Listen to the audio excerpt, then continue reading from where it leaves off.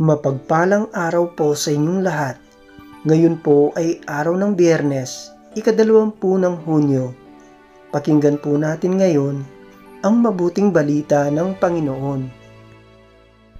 Pagbasa mula sa ikalawang sulat ni Apostol San Pablo sa mga taga-Korinto.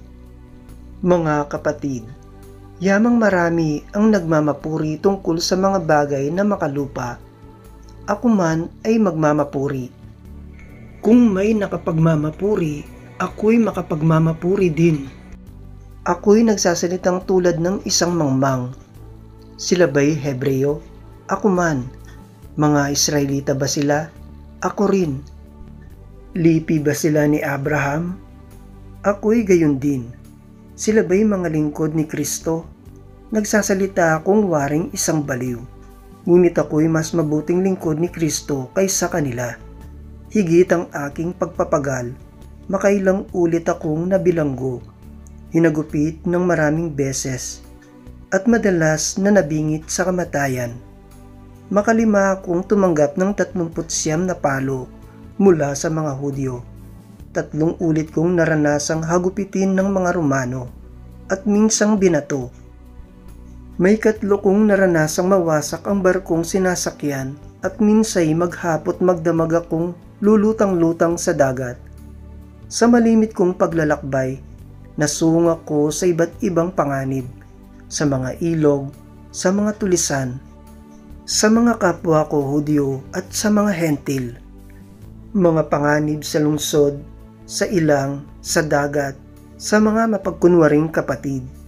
Naranasan ko rin ang labis na hirap at pagod, malimit na pagpupuyat, matinding gutom at uhaw. Natikman ko ang maginaw, ngunit wala man lamang mabalabal. Bukod sa lahat ng iyan, inaalaala ko pa araw-araw ang mga simbahan. Kung may nanghihina, karamay nila ako. At kung may nahuhulog sa pagkakasala, labis na naghihirap ang kalooban ko.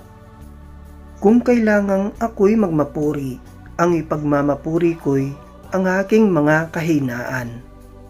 Ang salita ng Diyos. Salamat sa Diyos. Salmong tugunan. Matuwid ay tinutulungan sa lahat ng kagipitan. Panginooy aking laging pupurihin, sa pasasalamat di ako titigil. Aking pupurihin kanyang mga gawa, kayong naapi, makinig matuwa. Matuwid ay tinutulungan sa lahat ng kagipitan. Ang pagkadakila niya ay ihayag, at ang ngalan niya'y purihin ng lahat. Ang aking dalangi, dininig ng Diyos, nawala sa akin ang lahat kong takot. Matuwid ay tinutulungan sa lahat ng kagipitan. Nagalak ang aping umasa sa Kanya, pagkat di nabigo ang pag-asa nila.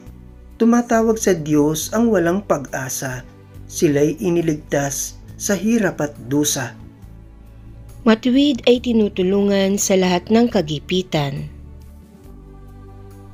Aleluya, aleluya! Mapalad ang mga duka na tanging Diyos na lumikha ang pag-asa at adhika. Aleluya, aleluya! Ang mabuting balita ng Panginoon ayon kay San Mateo. Noong panahong iyon, sinabi ni Jesus sa kanyang mga alagad, "Huwag kayong mag-impok ng kayamanan dito sa lupa. Dito'y may naninirang tanga at kalawang, at may nakapapasok na magnanakaw. Sa halip, impukin ninyo ay mga kayamanan sa langit. Dooy walang naninirang tanga at kalawang, at walang nakapapasok na magnanakaw. Sapagkat kung saan naroon ang inyong kayamanan, naroon din naman ang inyong puso.